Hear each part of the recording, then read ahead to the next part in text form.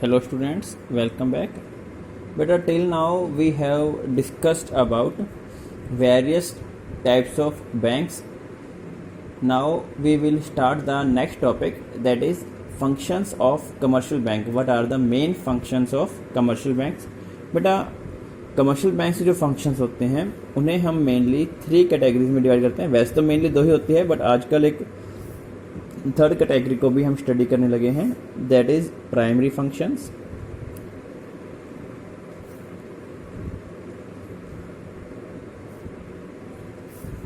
Second one secondary functions,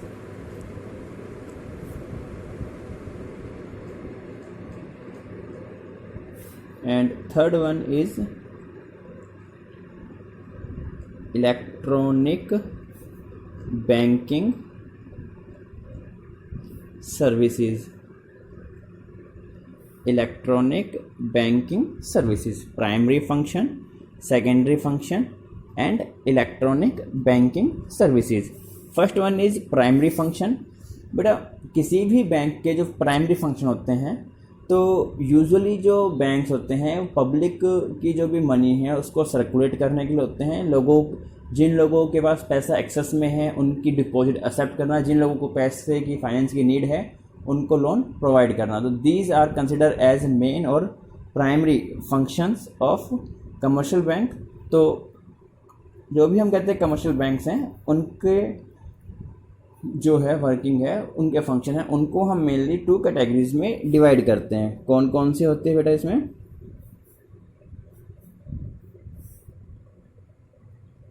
accepting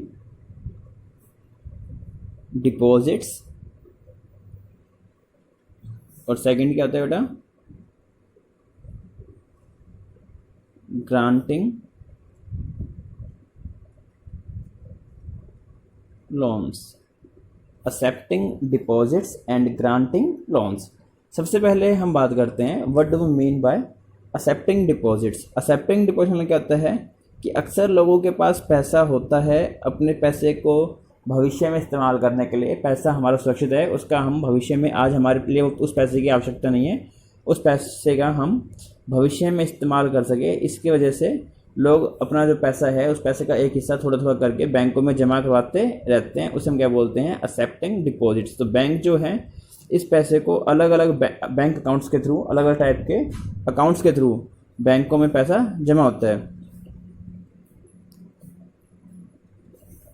accepting deposit, bank में जो पैसा जमा होता है वो बेटा अलग अलग टाइप के खाते बनते हैं बैंक में, और उसके रूप में पैसा बैंक के अंदर जमा होता है। कौन कौन से खाते खुलते हैं बेटा बैंक के अंदर?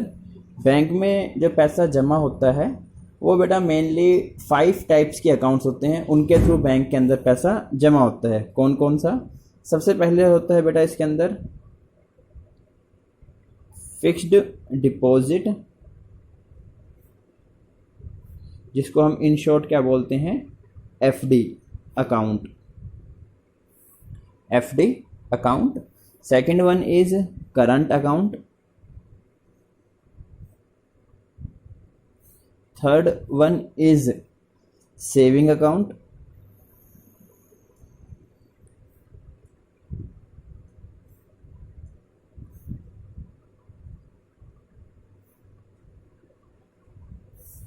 Fourth one is recurring deposit account.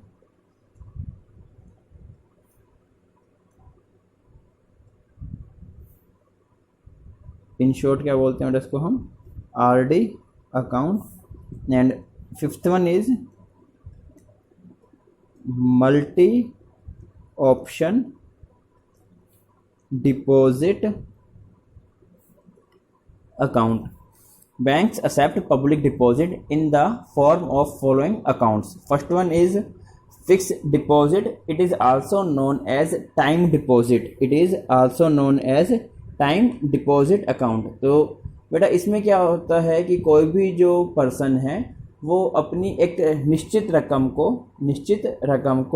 एक निश्चित समय सीमा तक बैंक में पैसा जमा कराता है। उस निश्चित समय सीमा तक पैसा आप बैंक से नहीं निकाल सकते। अगर निकालते हैं तो उसके ऊपर आपका जो उस समय तक का जो ब्याज बनता है वो आपको काफ़ी उसमें से एक रकम कट के आपको पैसा मिलता है। नहीं, यूजुअली क्या होता है, पैसा एक निश्चित समय सीमा तक हमारा बैंक में ही जमा रहता है। आप जो भी पैसा, जितने टाइम के लिए हमने पैसा बैंक में जमा कराया उसे हम क्या बोलते हैं, मैच्योरिटी टाइम बोलते हैं, 5 ईयर 4 ईयर। और उस टाइम के बाद आपका जो पैसा है वो विद इंटरेस्ट वापस रिफंड हो जाता है। इसके अंदर जो ब्याज की दर होती है वो मैक्सिमम होती है। जो जब भी कोई पार्टी या कोई पर्सन या कोई इन्वेस्टर बैंक में एफडी कराता है तो उस डिपॉजिट के अगेंस्ट उसको एक स्लिप मिलती है जिसे हम क्या बोलते हैं, एफडी सर्टिफिकेट या एफडी रिसिप्ट, जिसके अंदर जो भी डिपॉजिटर है उसका नाम भी लिखा होता है, उसने कितनी रकम जमा करवाई है वो लिखा होता है, उसके ऊपर उसको कितना ब्याज दिया जाएगा और किस तारीख को उसकी जो एफडी है वो मैच्योर होगी। तो ये सभी इंफॉर्मेशन जो होती है वो लिखा जाता है। इस खाते के अंदर जो एफडी अकाउंट होता है इसमें बैंक के द्वारा जो होती है वो इंटरेस्ट की मैक्सिमम रेट होती है। इस खाते के द्वारा बैंक जो है वो मैक्सिमम इंटरेस्ट प्रोवाइड करता है। इसमें क्या होते हैं, ये जो बैंक्स की ये जो इंटरेस्ट रेट है वो समय समय पर बैंक के द्वारा निर्धारित जाती है और इसमें भी वैसे लगातार कई बार जो होता है समय समय पर इसमें बदलाव भी आते रहते हैं। इसमें क्या होती है, यूजुअली अगर हम कम पीरियड के लिए पैसा जमा करा रहे हैं तो एफडी की रेट कम होती है, लंबे समय के लिए पैसा जमा करा रहे हैं तो एफडी की रेट ज़्यादा होती है। क्लियर है। इसे टाइम डिपॉजिट के नाम से भी बोला जाता है क्योंकि ये पैसा जो है एक निश्चित समय तक बैंक में जमा करवाया जाता है, तो इसे हम क्या बोलते हैं, time liability of the bank. Next one is current account. Current account क्या होता है बेटा, ये एक स्पेशल अकाउंट होता है जिसे जो यूजुअली बिजनेसमैन जो होते हैं उनके द्वारा खोला जाते हैं। अपने बिजनेस की जो ट्रांजैक्शन होती हैं वो करंट अकाउंट के थ्रू परफॉर्म करते हैं। इस अकाउंट में आप जब चाहें पैसा जमा करा सकते हैं और जब चाहें पैसा बैंक से विड्रॉ किया जा सकता है।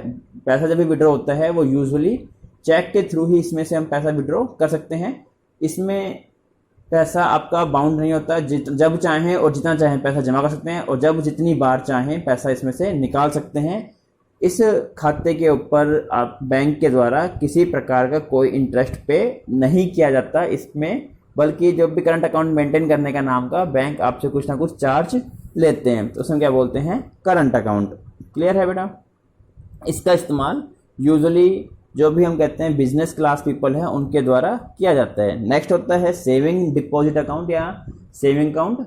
ये आम इन्वेस्टर्स हैं, आम पब्लिक हैं, वो अपना बैंक में खाता खुलाते हैं। इस खाते में भी क्या होता है, हम कभी भी पैसा जमा करा सकते हैं और जब हमारी ज़रूरत होती है जब हम पैसा इसमें से निकाल सकते हैं। ये जो खाते होते हैं ये अक्सर छोटी बचतों को बढ़ावा देने के लिए होते हैं। इसमें बैंक, इस खाते पर भी बैंक इंटरेस्ट प्रोवाइड करते हैं, मगर इसमें जो इंटरेस्ट की रेट होती है वो यूजुअली एफडी अकाउंट से कम होती है। क्लियर है। इसे हम क्या बोलते हैं, डिमांड लायबिलिटी ऑफ बैंक, क्योंकि इसमें क्या है, कोई भी पार्टी कभी पैसा जमा कर सकता है और जो भी पैसा हमारा जमा है उसे कभी भी किसी भी तारीख को पैसा बैंक खाते से निकाला जा सकता है। इसमें कोई समय सीमा नहीं होती कि इस समय तक हम पैसा विड्रॉ नहीं कर सकते, इसमें ऐसा नहीं होता। क्लियर है बेटा। नेक्स्ट आता है इसके अंदर रिकरिंग डिपॉजिट अकाउंट, जिसे हम इन शॉर्ट क्या बोलते हैं, आरडी अकाउंट। बेटा ये क्या होता है, ये एक स्पेशल अकाउंट होता है जिसमें एक निश्चित रकम और एक निश्चित समय सीमा तक, यानी कि हम कहते हैं मान लो एक निश्चित रकम है 100 रुपये, ठीक है, वो हर महीने एक निश्चित समय सीमा तक, मान लो 2 साल तक, 3 साल तक, 5 साल तक वो पैसा इकट्ठा होता रहता है। मैच्योरिटी टाइम के ऊपर क्या होता है, जो भी रकम हमने जमा कराई है वो पूरी की पूरी रकम विद इंटरेस्ट आपको रिफंड हो जाती है। जो भी इन्वेस्टर होता है उसका रिफंड हो जाती है। इसमें एक निश्चित रकम ही हर महीने जमा होती है। जैसे ये ऐसा नहीं है कि एक महीने हमने 500 करवा दिए, अगले महीने 1000 करवा दिए, उससे अगले महीने हमने 1500 करवा दिए, उसके अगले महीने हमने 500 दोबारा करवा दिए। इसमें ऐसा नहीं होता।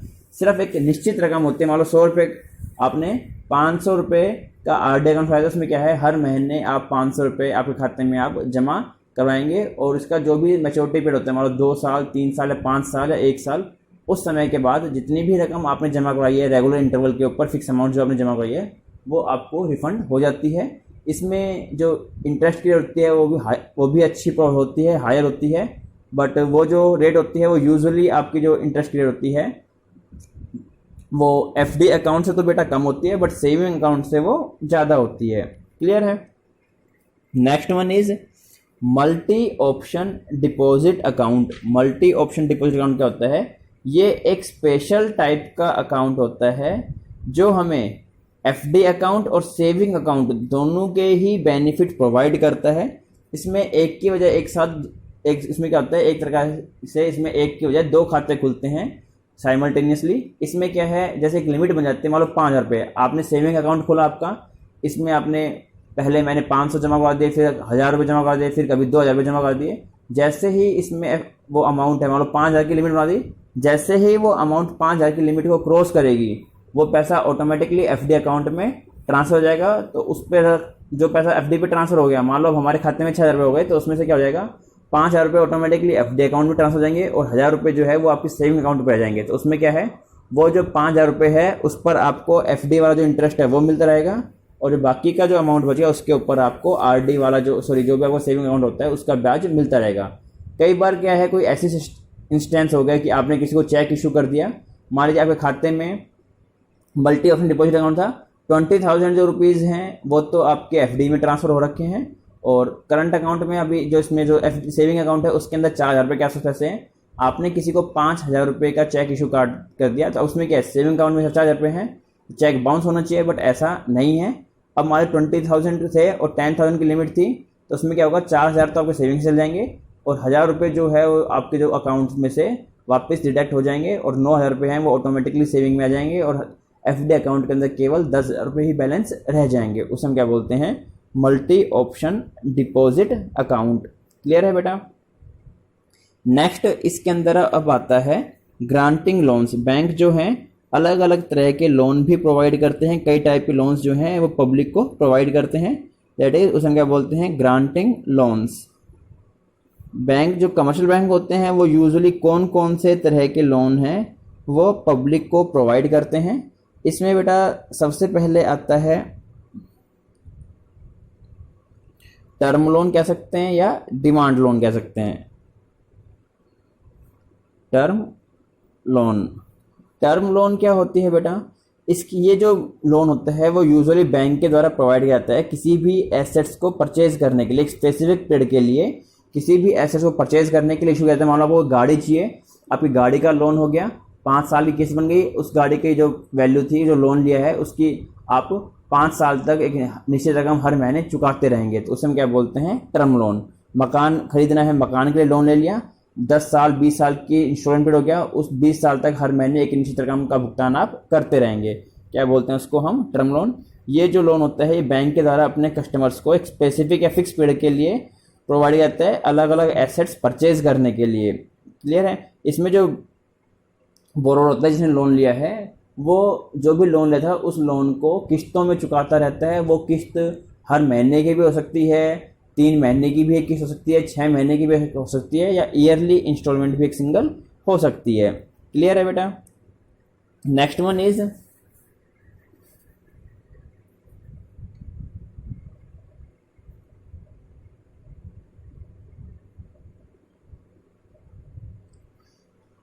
कैश क्रेडिट, या फिर इसको हम कह सकते हैं बैंक लिमिट बोल सकते हैं। इसके अंदर क्या होता है, जिन पार्टीज़ की बैंक में काफ़ी अच्छी ट्रांजेक्शन होती है, काफ़ी अच्छी रेपुटेशन होती है, तो बैंक से उनकी एक लिमिट बन जाती है।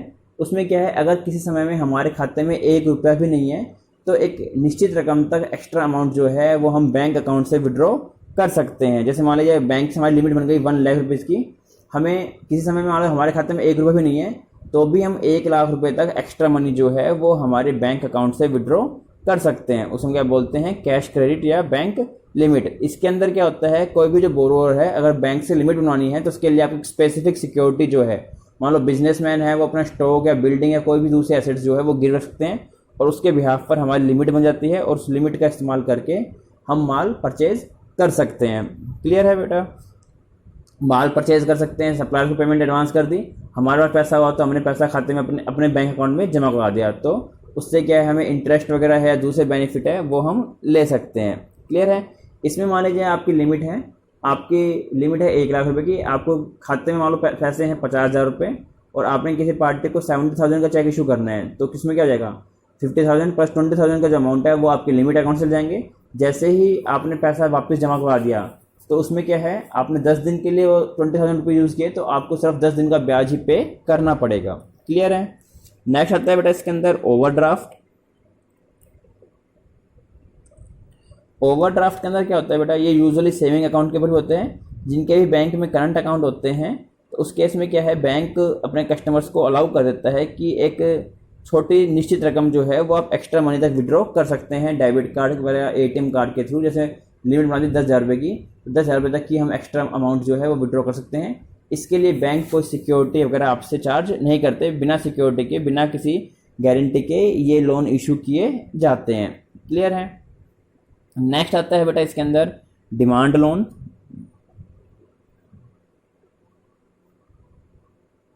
डिमांड लोन क्या होते हैं बेटा, ये भी काफ़ी हद तक टर्म लोन की जगह खींच रहे होते हैं। ये जो होते हैं बैंक के अंदर हम जो बैंक इशू करते हैं, ये किसी भी फाइनेंशियल सिक्योरिटी के अगेंस्ट, मान लो आपने कभी पहले आपने कोई एफडी करवा रखी है, वो एफडी मैच्योर होने में 5 साल या 6 साल का टाइम है, आपको भी बीच में पैसे की जरूरत पड़ गई, तो हमने बैंक से लोन ले सकते हैं। तो हमारी कोई एफडी है, एलआईसी वगैरह की पॉलिसी वगैरह है, या फिर कोई गवर्नमेंट के बॉन्ड वगैरह है, तो उनकी सिक्योरिटी के ऊपर बैंक ये लोन्स प्रोवाइड करता है।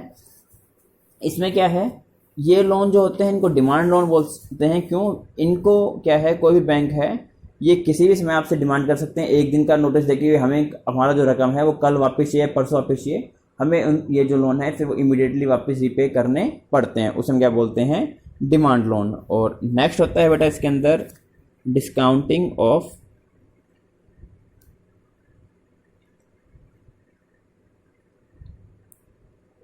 Bill of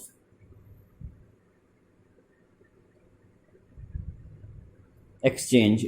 discounting of bill of exchange, ये क्या होता है बेटा? कई बार क्या होता है, मान लीजिए आपने माल परचेज किया, आपने 2 लाख रुपए का माल परचेज किया, आपने 2 लाख रुपए का माल बेचा। अब वो जो पार्टी है जिसको हम माल बेचा है वो आपसे उधार में माल खरीदना चाहती है, तो वो कहते हैं कि सर मैं आपको 45 डेज़ में पेमेंट कर दूंगा। अब 45 डेज़ में हम आपसे पेमेंट कर देंगे या हम आपको 2 मंथ्स के अंदर पेमेंट कर देंगे। अब कई बार क्या होता है कि इस पार्टी को हमने माल बेचा, जरूरी बाद में हो सकता है वो पार्ट पेमेंट हमें उसके मन में बेईमानी आ जाए, वो हमें पेमेंट करने से मना कर दे। तो इस चीज़ से बचने के लिए हम कहते हैं भी हमें आप इस चीज़ की सिक्योरिटी क्या है कि हमें रिफंड कर दें, आप हमारा लोन चुका देंगे, आप हमने जो आप हमसे उधार माल खरीद रहे हैं उसकी पेमेंट आप हमें कर ही देंगे। तो उसके रिगार्डिंग क्या होता है, एक हम कहते हैं लीगल डॉक्यूमेंट आता है जिसे हम क्या बोलते हैं, बिल ऑफ एक्सचेंज। तो वो जो बायर है वो एक डॉक्यूमेंट साइन करता है जिसे हम क्या बोलते हैं, बिल ऑफ एक्सचेंज, जिसपे मेंशन होता है उसका नाम, कितने अमाउंट का वो माल परचेज कर रहा है, कब वो माल वापस करेगा, माल की पेमेंट आपको वापस करेगा, वो ड्यूरेशन वगैरह सब कुछ उसमें मेंशन हो जाता है। इसका पेमेंट करना कंपल्सरी होता है, अदरवाइज उसके खिलाफ लीगल एक्शन लिया जा सकता है। उसने आपको वो बिल ऑफ एक्सचेंज इशू कर दिया, पेमेंट जो है वो हमारी आएगी 2 महीने बाद। अब क्या हुआ, 1 महीने बाद ही हमें कोई फाइनेंस की, कैश की अर्जेंट नीड आ गई। अब पैसा जो है, हमारा जो पैसा आना है वो 1 महीने बाद आना है, बट हमें पैसे की अभी अर्जेंट नीड है। तो हम क्या कर सकते हैं, वो जो बिल ऑफ एक्सचेंज था उसे बैंक में ले जाएंगे और बैंक में कहेंगे सर ये पेमेंट हमारी 1 महीने बाद आनी है, हमें आप फाइनेंस अभी दे दीजिए। तो बैंक आपको जो रकम है उसका 1 महीने का ब्याज काट के रकम आपको एडवांस दे देगा। तो वो जो 1 महीने बाद जो पार्टी है वो पेमेंट कहाँ पे करेगी, बैंक के अंदर ही पैसा अपना जमा करवाएगी। तो उसे हम क्या बोलते हैं, discounting of bill of exchange. इस प्रकार से क्या है, आपकी फाइनेंशियल नीड फुलफिल हो गई। एक प्रकार से आपने 1 महीने का डिस्काउंट काट के बैंक से लोन ले लिया। क्लियर है? क्या बोलते हैं उसको हम, discounting of bill of exchange. Clear है बेटा? These are main methods through which bank provide loans to general public. Okay बेटा, in the next video we will discuss about secondary function of banks. Okay, till then, goodbye.